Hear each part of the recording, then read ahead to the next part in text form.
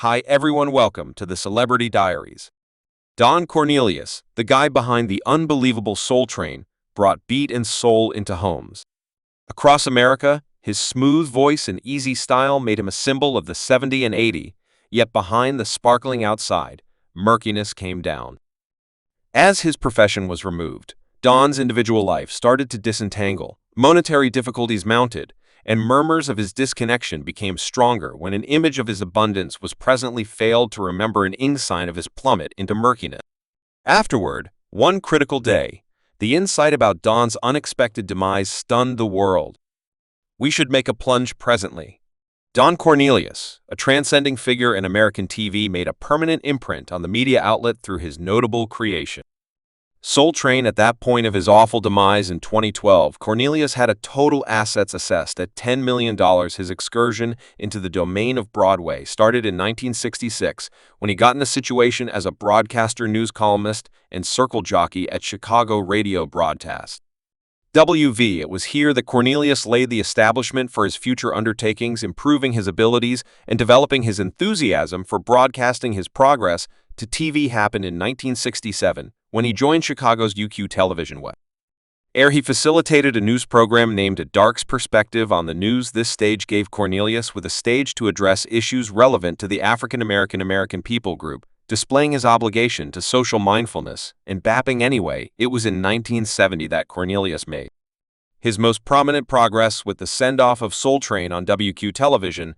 At first imagined as a neighborhood program, Soul Train immediately gathered far and wide approval for its zapping exhibitions, creative dance moves, and dynamic social portrayal. Perceiving the show's enormous potential, Cornelius directed it towards public partnership, moving it to considerably more noteworthy levels of notoriety. As the host of Soul Train from 1971 to 1993, Cornelius turned into a dearest figure, inseparable from the show's dynamic energy and irresistible excitement.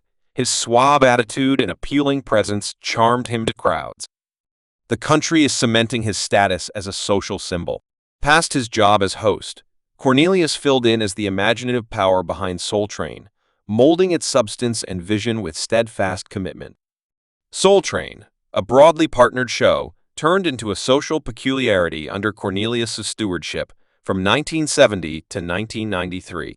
With its energetic exhibitions and enthusiastic artists, the show displayed the best of African-American music and culture, leaving a lasting influence on the ages of viewers. In 2008, after many years of stewardship, Cornelius made the hard choice to sell the freedoms to Soul Train to a gathering of financial backers, denoting the conclusion of a significant time period.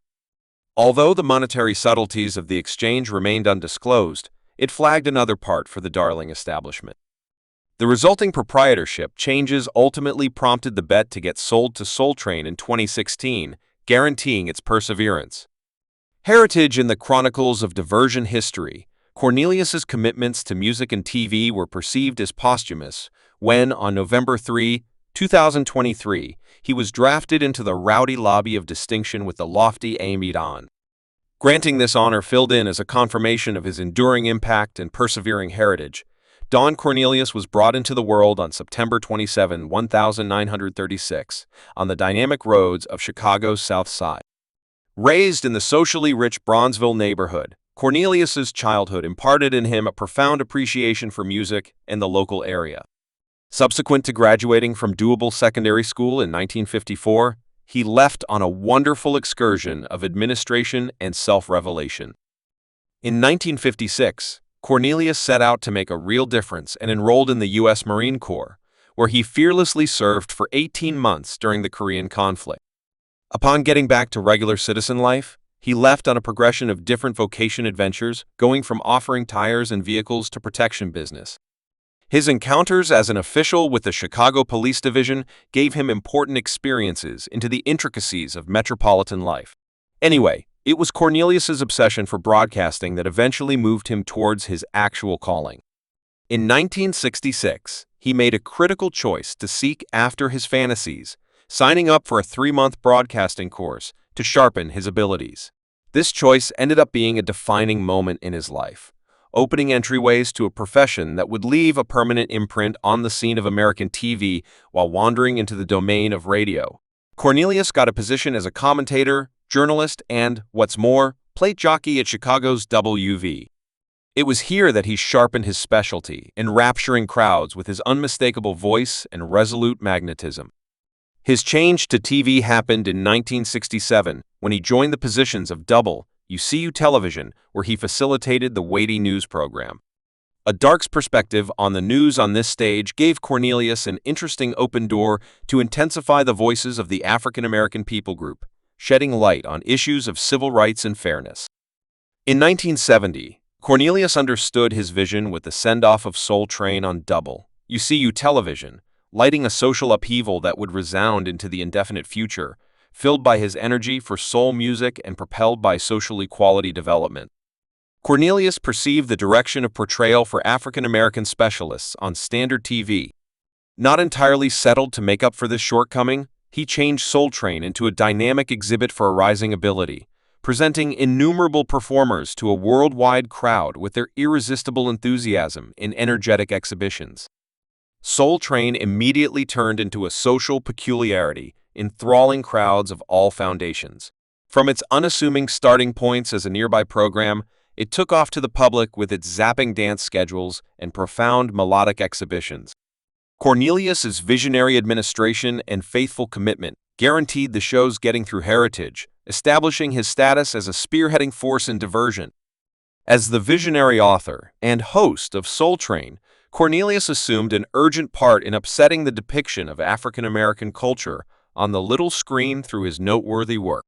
He not only shot dark performers, for example, James Brown, Barbara Franklin, Marvin Gaye, and Michael Jackson to fame, but in addition gave a stage to capable artists to feature their abilities, starting a trend for dance programs on TV. His creation Soul Train turned into a guide for portrayal, testing generalizations, and celebrating the dynamic quality of African American mastery with his mantra of "darkness is wonderful." Cornelius set out on his heritage mission to track down the view of darkness in the traditional press. Previously, Soul Train African Americans were to a great extent consigned to fringe jobs on white-focused shows. Yet Cornelius broke these hindrances, bringing their ability and inventiveness to the very front of TV screens. The country over the progress of Soul Train broadened past racial limits, enrapturing crowds of all foundations with its irresistible enthusiasm. Furthermore, through its profound exhibitions, the show risen above social partitions, joining together watchers in a common love for music and dance. Lee suitably depicted it as a metropolitan music time case, exemplifying the embodiment of an age and safeguarding its social heritage for any kind of future family beyond Soul Train. Cornelius additionally made eminent commitments to film, displaying his flexibility as an entertainer. He showed up as a record maker in the 1988 film Tape Heads and depicted a fictionalized variant of himself in a 1987 satire. The arrival of Bruno facilitated a show called Favor My Spirit, enlivened by Soul Train. His on-screen presence charmed crowds, further establishing his status as a social symbol in 1993 after over 20 years in charge of Soul Train. Cornelius made the hard choice to move back from his job as host, yet his heritage got through the show kept on flourishing under new initiative until 2006, a demonstration of Cornelius persevering through impact in 2008. He offered the freedoms to Soul Train to distraught. Vision amusement denoting the finish of a time, however guaranteeing that his vision would live on for people in the future to appreciate. In his last on-screen appearance, in 2012, Cornelius graced the screen in the episode Unrecognized, a piercing update of his getting through influence on the universe of diversion. However he might have left this world, his inheritance lives on a demonstration of the force of one man's vision to motivate, inspire, and join every one of us through the all-inclusive language of music and dance. Fine people, this is presumably the part we anticipate the most. Now we take you on a visit through the elite home that was once his manor in Beverly Slopes. In his later years, Don Cornelius lived in a remarkable mountain ridge chateau, a demonstration of his prosperity and status in media outlets. This striking home, rambling across half a section of immaculate land, gloated a dazzling primary manor with floor-towing windows, offering unrivaled perspectives on the stunning mountains, and clamoring city beneath with its high roofs and uncovered meads. The 4,000-foot home radiated polish and refinement, including 5 rooms, counting 2 rich expert suites.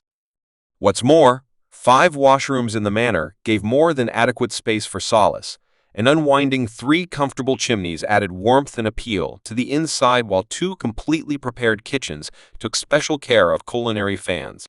Further conveniences such as a pantry, an open private pool, a striking dark base finished yard, a patio, and an outside grill region guaranteed that occupants could enjoy relaxation and diversion. Thanks for watching this video.